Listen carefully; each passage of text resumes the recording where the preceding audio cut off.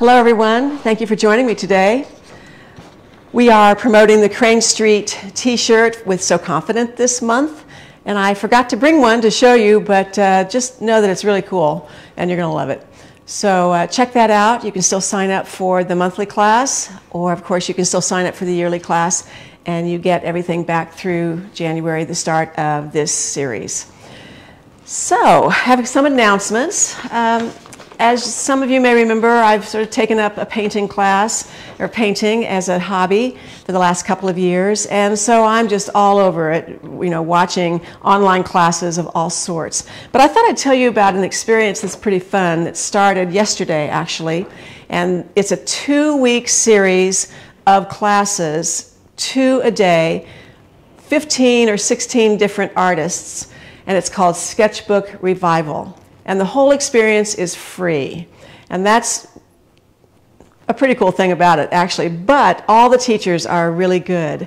And each teacher does about an hour's worth of class in their particular genre, and it's all about crafting. Everything from painting to drawing to pencil work to collage, just all kinds of crafts. And the other cool thing about it is that each teacher is doing it because they want to promote themselves, and so they are free giveaways to everyone at the end of watching the 45-minute or hour-long session. And you get a lot of really cool stuff, a lot of PDF downloads that you can read, all kinds of things that you can sign up for free for a month or two. So I'm suggesting that you check out, it's called Sketchbook Revival, and you get it through KarenAbend.com. Just check it out. I'm having fun with it. It goes on for 2 weeks, and then I think you get access to all of the videos through about the 18th of April or something like that. So I'm having fun with it. I started yesterday, and you can just watch it at your leisure, and you can go back and watch what you've missed. So even though it started yesterday, you can still have access to things and start in. Wanted to tell you that our shoulder pads from Japan have finally come in. People have been asking me about it for months. So finally, they're back in, and we have them in stock.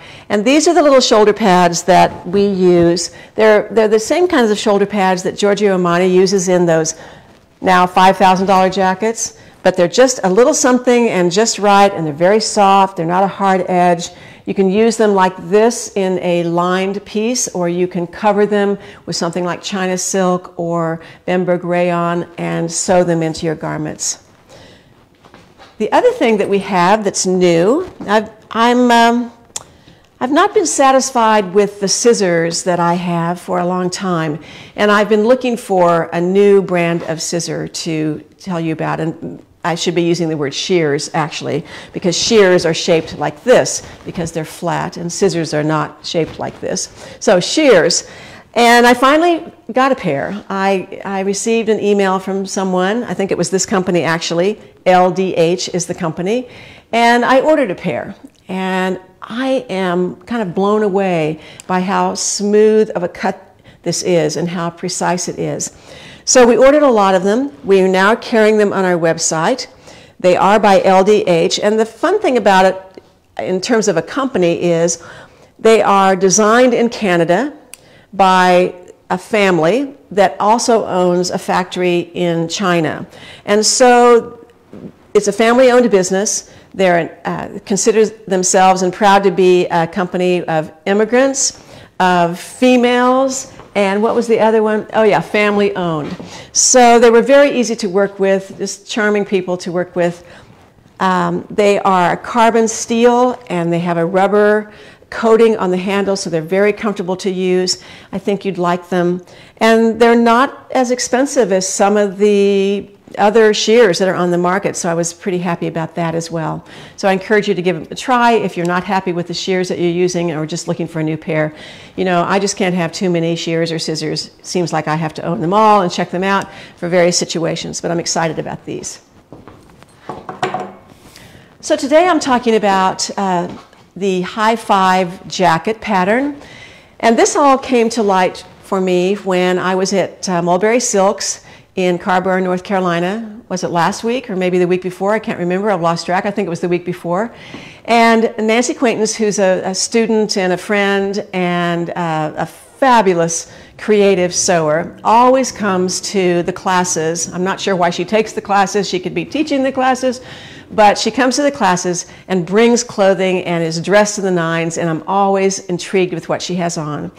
And she had on a garment that I just loved. It was just a simple, simple top. She had embellished it, of course, and done her thing with various applications of different fabrics. But I asked her what the pattern was, and she said, well, this is the High Five jacket as a pullover top. And I went, oh my gosh, I've never even thought about that. So when you buy the High Five jacket, this is what it looks like. It is a jacket.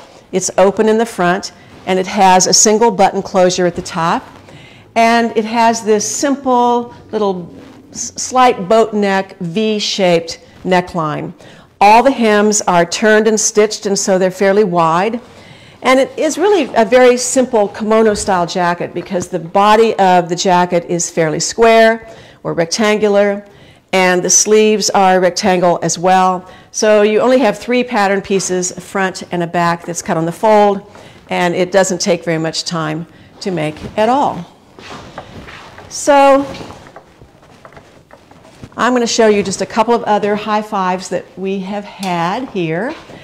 Here's one that's in a linen fabric that's a black and white check, and they have 2 buttons on it. Actually, we have snaps on it, but applied a couple of buttons. But again, it's the jacket, and it's just one of those great jackets to throw on over just about anything. And then you may recall this garment. This is what we're calling the kabuki patchwork jacket. This is the High Five jacket with a base fabric of wool crepe, and then I've used kimono pieces applied on the top, and the seams are on the outside with a 4-thread serge formation. So the how to make this is in a whole tutorial by the same name, Kabuki Patchwork Jacket. And I know that you'll enjoy looking at that. But my top. So I have this top. So last week I decided to make the top. And I thought, well, you know, I'm kind of busy this week, and my weekend was busy, and Alex was in town, and we were doing other things. But, you know, I thought I'll just carve out a little bit of time and see what happens. And we have a group of rib textured knits that are incredible. We have so many of them and beautiful colors that I decided to try this top in a knit.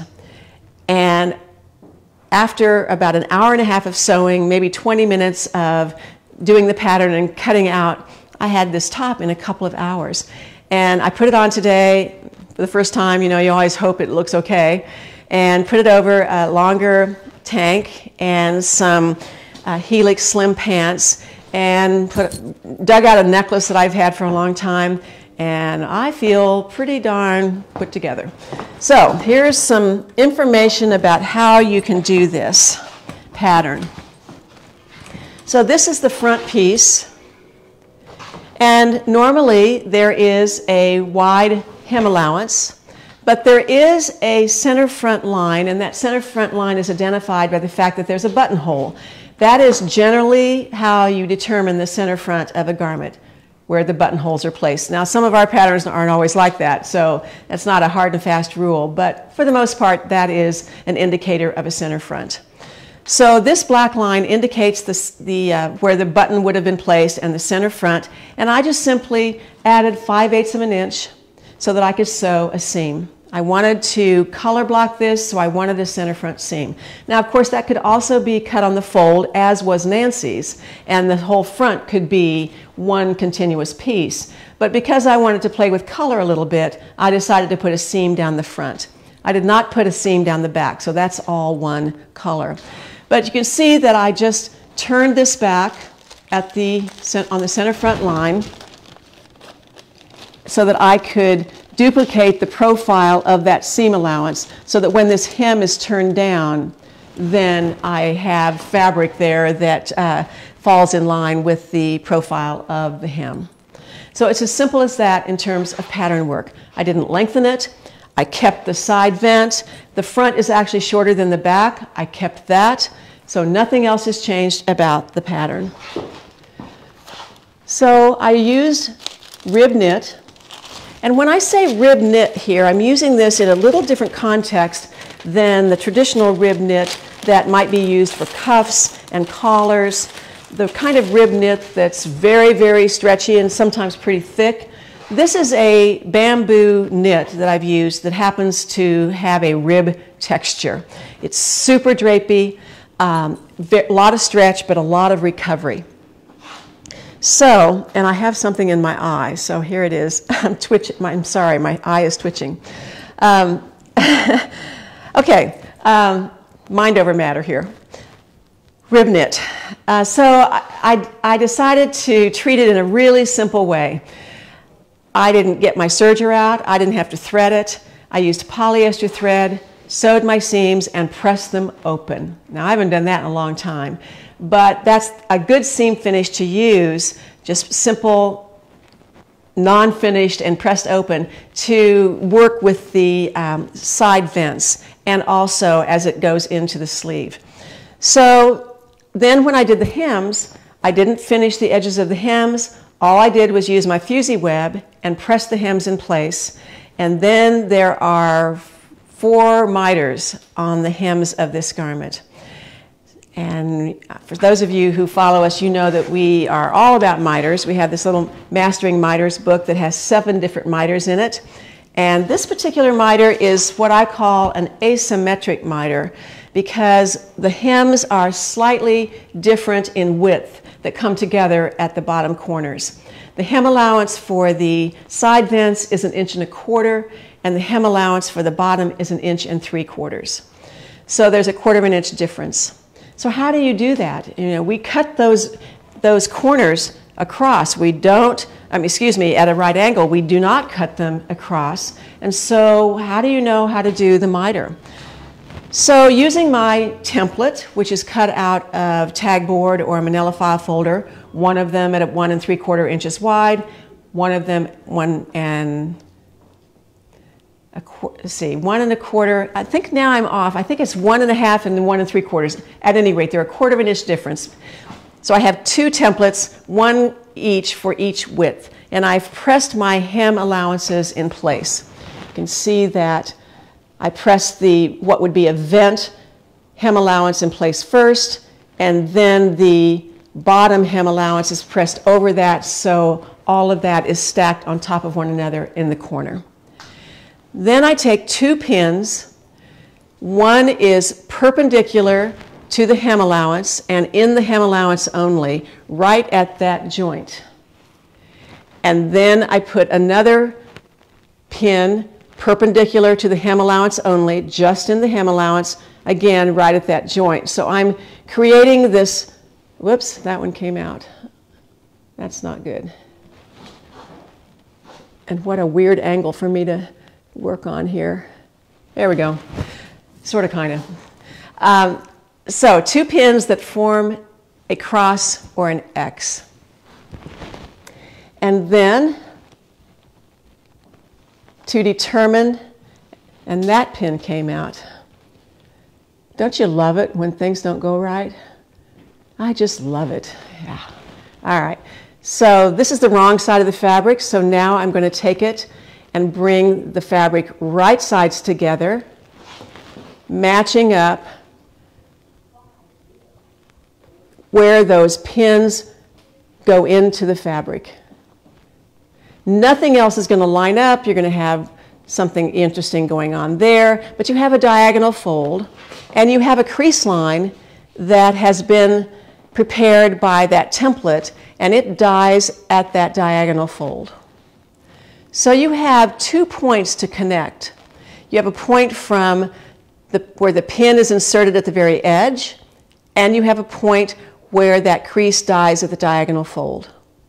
That is your miter line, which I'm showing right here.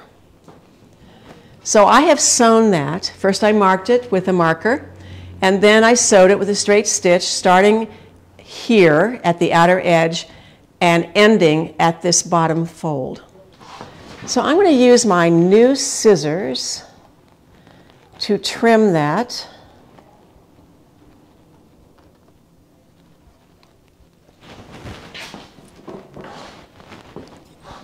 And I trim that down to, maybe 3/8 inch, something like that.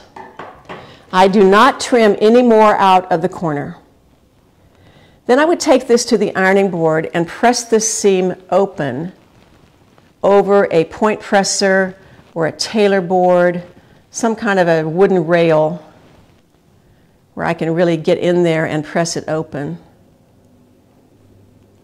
So we'll press it open with my finger for the moment.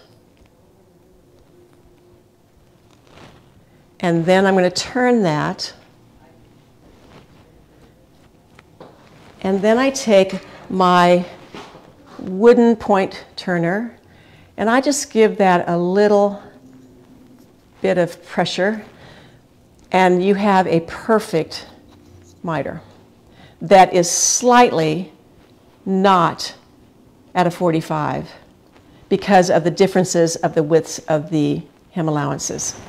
Now when I put this, it's important to know why you have this shape of point to the point on these point turners. I don't poke this. I am using this edge to press these edges outward. So I get a slightly softer point than just poking at it like that, which is sometimes an overkill and you get too much of a point. So that's why I like these wooden ones, and why a point turner has more of a function than just the very, very point to it. So that is a miter, and you can do 4 of those on this particular garment and on this particular fabric, and they look just beautiful. So the inside of your garment looks great, as well as the outside. So the only other thing that I did on this was I just followed the instructions, the rest of the instructions on the high 5 jacket, and I simply turned the hems in and top stitched. I used fusee web to fuse my hems down, both at the bottom, in the vent, and at the neck, so that things aren't moving on me. I've used a walking foot to do the stitching, and then of course steam it again, and everything just fell into place, and I am super happy with this. I wore a little sweater to the office this morning, and it was a little bit scratchy, and this fabric on your skin is just so nice. It's so soft, and it has a lot of drape to it, so even though this garment is very wide and very oversized, I think it's slimming because of the drape of the fabric and that asymmetry that happens where the sides hang longer than the front and the back. So there you go, high 5 jacket. You want to take some questions now, or shall we go on? Well, I don't actually have too many, but there are a few. Okay. Okay. Can you lengthen the sleeves, or did you lengthen the sleeves? I did not lengthen the sleeves, but they can be lengthened. I mean, this is a rectangle. They can be left off completely, and you have more of a tabard type style. You can make them more like a band in width, or you can go completely long. But it is a rectangle, so you can do whatever you want to do in terms of length. But I made this just like the pattern in terms of length of the body and length of the sleeves. What season would you wear the rib knit? What season? I think maybe this is an all season. This is rayon and spandex. So I think that you could wear it year round. I think you can wear it in the summertime. I don't know why you can't wear it in the wintertime. In the winter, maybe you want to have a turtleneck under it and another layer, or maybe another piece over it. You know, you can always wear a second high 5 jacket, because then you know the profiles of things work. So I think it's pretty all season. Would you agree with that, Erin? I would. Yeah. Mm-hmm.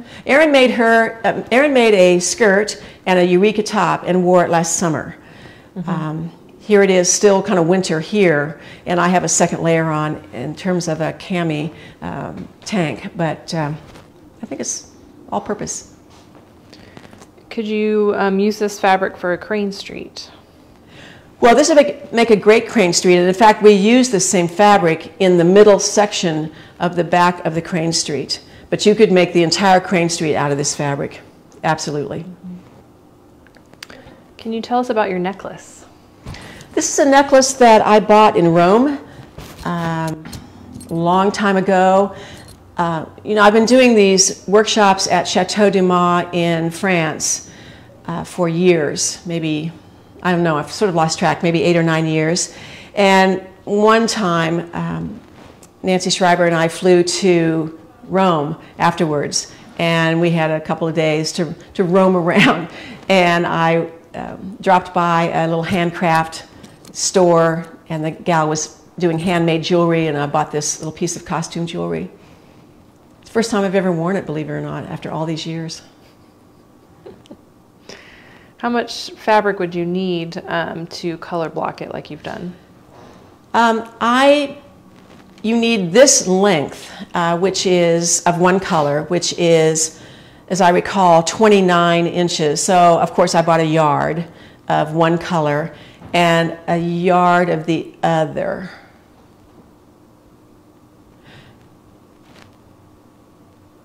I'd have to check that from width on every size. You might need 2 lengths of the darker color, or of a color.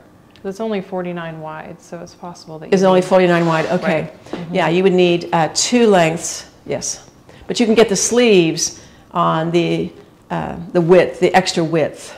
So you only need, I'm pretty sure it's 29 inches, so that rings a bell. So 29 times 2. Is the girth of the sleeves on the smaller or larger size? Is the girth of the sleeve? Well, all right, so I made a size 1. The sizing on this pattern is a little bit different. This is part of the shapes pattern line that I share with Louise Cutting. And there are 3 sizes, I believe, size 1, 2, and 3. I've made a size 1. A lot of people can wear a size 1. It's very generous. But if you think this is a little slim, if that's one of the questions, you can always make a size 1 and sew to the size 3 of the dot on the side seam and insert the size 3 sleeve. Likewise, if you're making something the size 3 body, you can put a size 1 sleeve in it.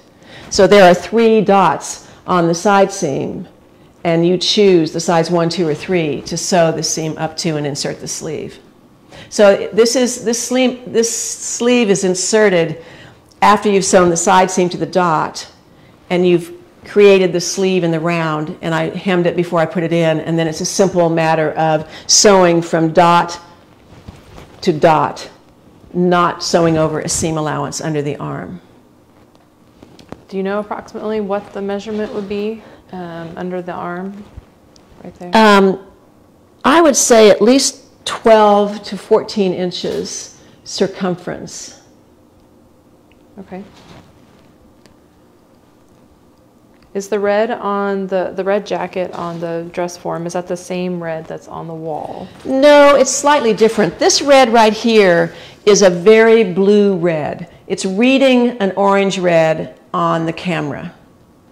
But this is a blue red. This is a perfect lipstick red. Wouldn't you say?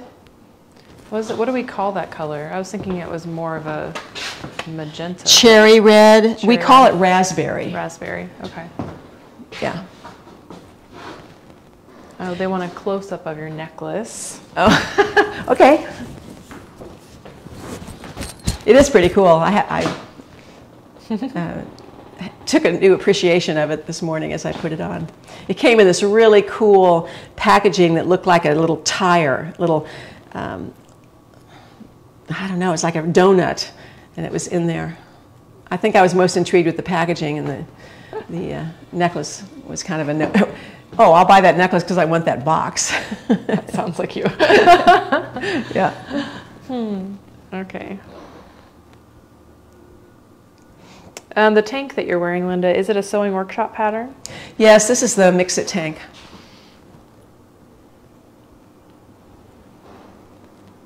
I've lengthened it. I remember that. I've made it a long time ago, but it is longer. Okay, let's talk about fabrics. Fabrics, okay. So,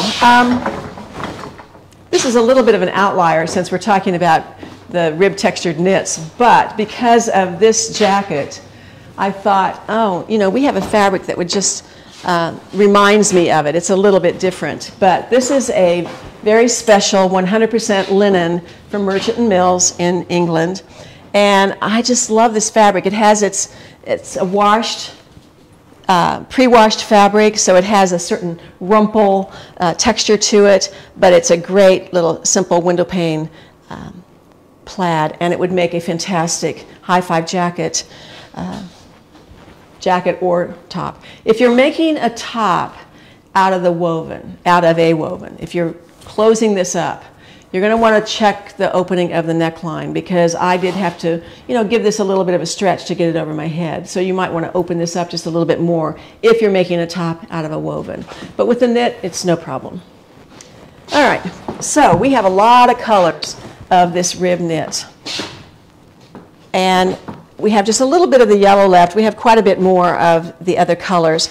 But starting down here is a beautiful, just royal blue. There is, even though it looks like there's no right and wrong to this fabric, there is. It does curl to the right side a little bit, but more than that, which would mean curling to the right side, but there's a little bit of a glisten to one of the strands of threads that I think is on the wrong side.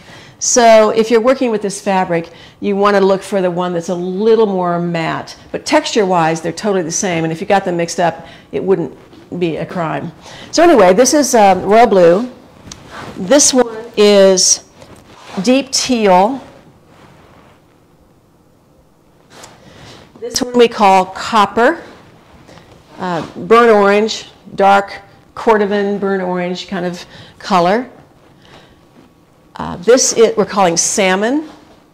Now notice we've placed these on the wall with combos in mind of color blocking. Like I could see the teal with the royal blue as a great color blocking combo. I could see the copper and the salmon as a combo. I could see the salmon and the creamsicle as a combo, or anything along this wall. But they are kind of grouped in terms of how we kind of saw the mixtures of color blocking. And then down here, I've forgotten what we call this color. This is blue haze. It has a lot of green in it, so it's kind of a spruce color, but it's a grayed out spruce color, I think. But I love it with this denim blue. We don't call it denim blue, we call it captain blue. It's not navy, it's lighter than that. So I think those are a great combination, the blue haze and the captain blue, great color blocking. But, you know, I always love blue and red together. We call this raspberry. There is a pinkish overtone to this, I guess, now that I really look at this. And this color is called red wine. That's a great combination. But so is this. And this one is called peony pink. We were just commenting today. Last week in Facebook Live, we talked about the explosion of pink. And today, both Erin and I got an email from Pantone about the evolution of pink and how pink is just exploding as the color of the season. So if you're interested, go to Pantone.com and you can read about the evolution of the color pink. It was a very interesting history of pink, actually. So at any rate, there's some color blocking opportunities here. What we don't have on the wall is black, navy, and gray, but we do have those three colors as well. And you know, there would be nothing better than just a solid black one, or that combination of black and gray would be really beautiful as well. And I also like the idea of black and navy. I've been putting some navy under some black jackets that I have and wearing that combination. I like it a lot. It allows me to wear blue shoes. So, okay. I'm going to get a close-up of the rib.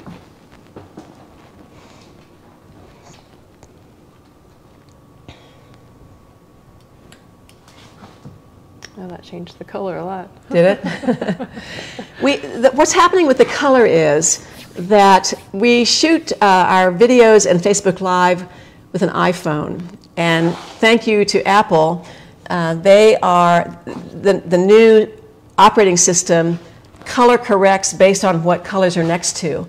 And ever since we upgraded to the new operating system, we've been having more difficulty with getting accuracy of colors on our sets. And it's kind of frustrating, but I don't know. Can't do anything about it at this point. We've already upgraded our phones. I wish I had an old phone that wasn't upgraded, but I don't. And what color are you wearing? Oh yeah, we have these colors as well. We have a lot of this color, and I don't know the names of them, but this is a deep purple and more of a lilac color, and I don't know the names of them. I forgot to look, but we do have these colors as well. Yeah, so you can see we have a lot of colors. 1, 2, 3, 4, 5, 6, 7, 8, 9, 10, 11, 12, 13, 14, 15. We have 16 colors of this. We like this fabric a lot, you can tell, and we're kind of invested in this color. So if by any chance we run out of one of these colors, if you're trying to order it this week because it's on sale, we'll reorder and have it in, I don't know, 2 or 3 weeks, whatever. So which colors are more accurate, what they're seeing here or what they see online? I think what you see online is a more accurate rendition of the color. I think these look pretty accurate over here. And this is not coming off very accurate. This is the one that's the most glaringly off, I think, when I looked in the screen. And it depends on where you're standing. Does it? Yeah, that's another thing that the iPhone does now, is it adjusts as other colors come into the view. Right. It's correcting it for us, but we don't want it to. Yeah. So Betsy said plum.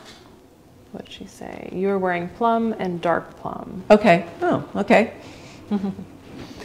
An earlier question was if you could pick up the link for your Sketchbook Revival. Oh, sure. And put that so people can see it again. Yep. This is the website, but this is what it's called. Sketchbook Revival is the event. And Karen Abend is the hostess. So that's her website.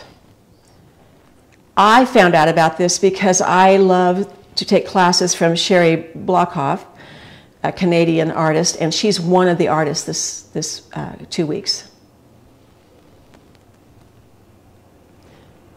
We have a couple suggestions on things to do about the color, so we will definitely try that out. So great. Thank you, Veronica and Nancy. All right.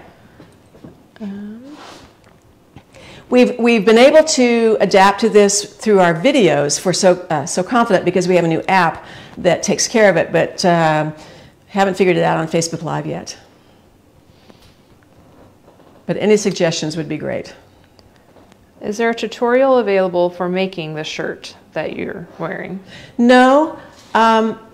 You would follow the directions in the guide sheet, and the only thing that's different is this is a seam instead of 2 hems.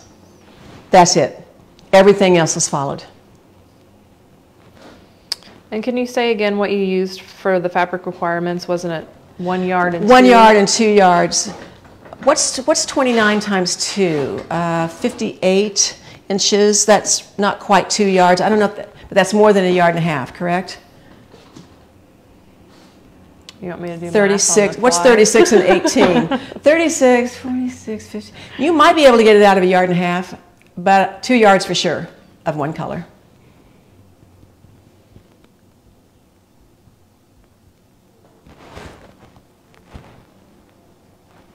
Well, I tell you what, we can, Erin, go get a tape measure. Okay. I do have the pattern piece here. Now this is the front, which is shorter than the back. But we can measure this. There you go. All right, so this is 24 inches. So depending on, okay, 24 inches. within our website, you would have to order a yard of, if you were just doing one front in one color. And then the back is, I think it is the 29. So I would get two, yeah, I think I'm right. 1 yard and 2 yards should do it.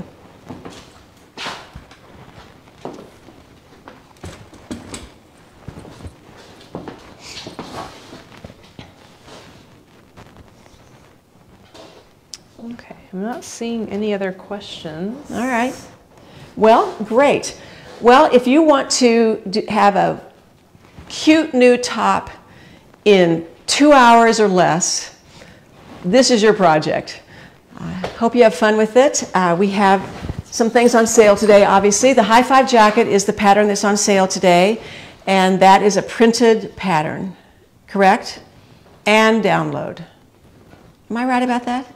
It's a download pattern. It's a download only pattern. Why do we not know this? Because we have so many patterns. How many patterns we had the other day. We've lost track. I believe that's right. I think it's download only. That's right. Yeah. Super simple to print off on your home printer and tape it together and be done with it. Okay, so the High Five pattern is on sale. And all of the fabrics, including the outlier, the black plaid linen, and 2 tutorials. The Kabuki patchwork jacket tutorial is on sale. How to make this. And we have a tutorial called Upgrade Your Sewing Skills. That is a potpourri of all the techniques that I use and talk about and repeat myself over and over again. But it does include how to sew a miter. And so in addition to the Mastering Miters book, that information is in the Upgrade Your Sewing Skills tutorial. And so those tutorials are on sale as well. I have a couple questions I just found, if you don't mind. Are any of these red fabrics a warm red? We don't really have a red, I don't think. I mean, you don't call this a red? A warm red? Really, maybe the lights are playing tricks on me, but it just looks more magenta to me. I think it looks cherry red. Cherry red. Yeah. And then the other question was, do you need a tank underneath the High Five? No, you do not need a tank under the High Five. I think it just depends on how you want to layer it. That's just me. I like layering. It's a style that I like, but no, there it is, hopefully gone, and you can see it without a, I think it's a good length without, if you... No, you do not need a tank. I have a tank on because it holds the microphone, and it's a little bit warmer for me today. And I like the style of the layering. It appears that the sleeve contrast falls at the elbow and not at the bicep. Is that true? The seam is, an inch and a half above the elbow, I would say. And then... It is kind of in the bend of the elbow, I have to say, though. Yeah. But it would fall differently on everyone, depending on how broad your shoulders are, what size you're making. I don't think that's a factor in choosing a size particularly. I've never noticed it before, but on me, that's where it lands. And in a knit, I think the comfort. Oh yeah, I can't even feel it. Yeah, this is the most comfortable thing I've ever worn in my life. I mean, this is the kind of thing that I think I would wear on an airplane. You know, I could wear something under it if I need some warmth. I could take it off and fold it up and wad it up and put it in my suit, on my carry-on, and be super comfortable. It's like a capelet. It's like a shrug kind of thing. It can be an accessory piece. What would really be kind of cool is to make another one as a vest without the sleeves and wear it over it. That was another question. Could you leave it off? Could you leave off the sleeve extension? Yes, absolutely. So, And what color are your pants? My pants are purple, dark purple. My shoes are pink. Lilac, lavender. I'm dressed in K-State colors today. Oh, nice. Okay, can you put on the kabuki jacket? Sure.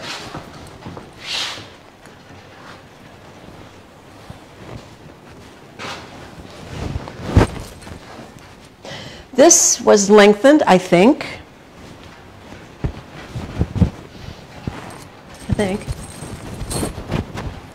Yes. Yep. So.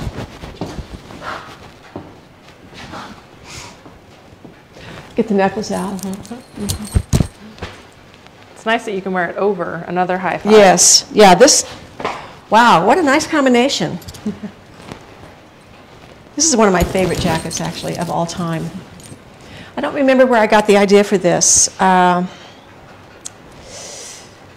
this 4-thread serging trim is a cool idea.